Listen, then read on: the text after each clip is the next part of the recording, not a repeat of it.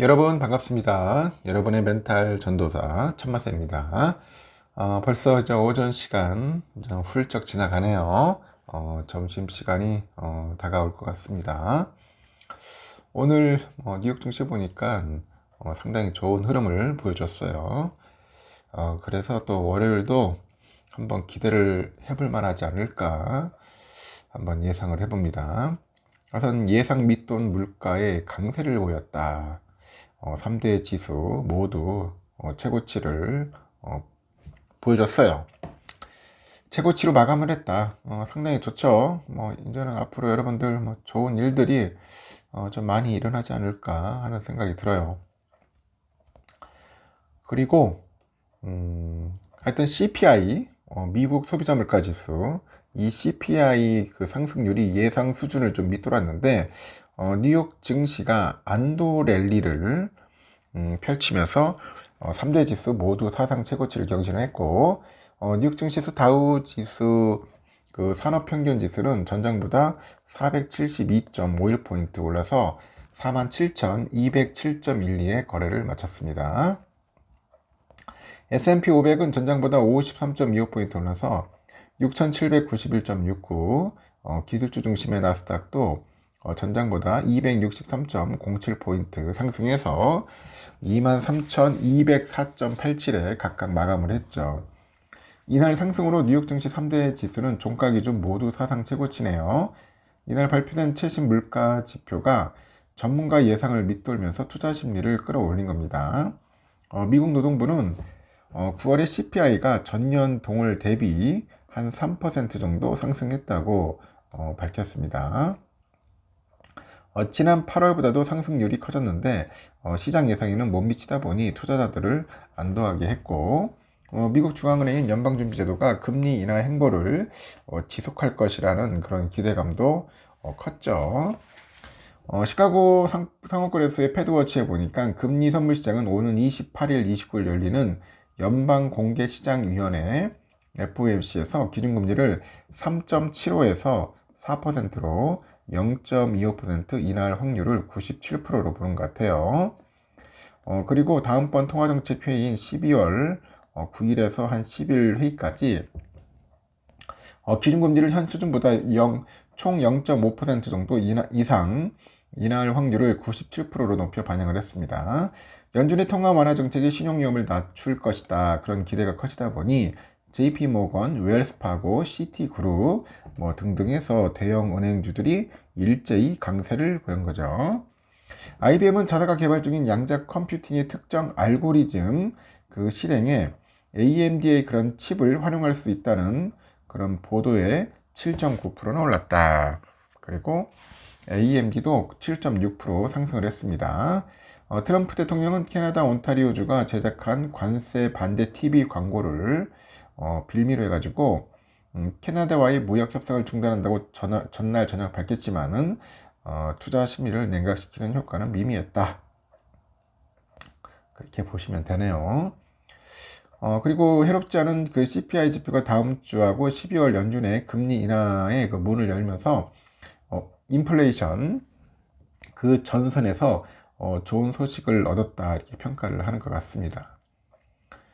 그러다 보니 미국장은 상당히 좋은 흐름을 보였다는 겁니다. 그래서 다우지수도 1%, 나스닥도 1.15, 나스닥 백 1.04%, 필라델피아 반도체 1.89, S&P 0.79% 이렇게 올라줬고요. 엔비디아는 2.25, 브로드컴 2.86, TSMC 1.46, AMD 7.63, 마이크론 5.96, 램 리서치 2.8, 어플라이드 0.1, 인텔 0.31% 올랐습니다. ASM이라고 그 퀄컴만 좀 빠졌네요. 보니까 필라도 계속 지금 오르고 있어서 상당히 좋은 모습을 보이고 있다. 그리고 코스피가 4,000선을 눈앞에 두다 보니 다음 고지에 대한 기대감이 부풀고 있네요. 증권가에서는 내년에 코스피의 5,000선 전망까지 나오고 있더라. 코스피는 전일 대비 96.03포인트 올라서 3,491.59에 거래를 마쳤는데 이 코스피 지수가 사상 처음으로 3,490선을 넘으면서 역대 최고치를 경신했고 4천 고지를 눈앞에 두고 있다.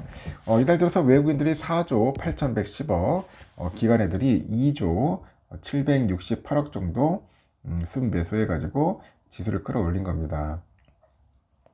증권가는 코스피의 지속 상승을 기대를 해요. NH투자증권에서도 지난 17일 보고서를 통해서 내년 코스피 5천 달성도 가능하다 이렇게 전망을 했고, 단기 지수 상승세가 가파르지만 여전히 이런 전망을 유지하고 내년에 5,000피 달성도 가능하다는 거죠.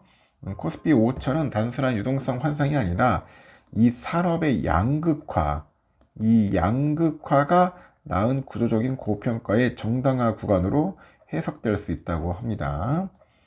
삼성증권도 이번 주 초에 연말 코스피 목표 밴드 3,600에서 4,050 정도 상향했고, 대신증권의 연말 코스피 전망 밴드는 3,500에서 4,100, KB는 3,700에서 4,250 이렇게 제시를 했어요.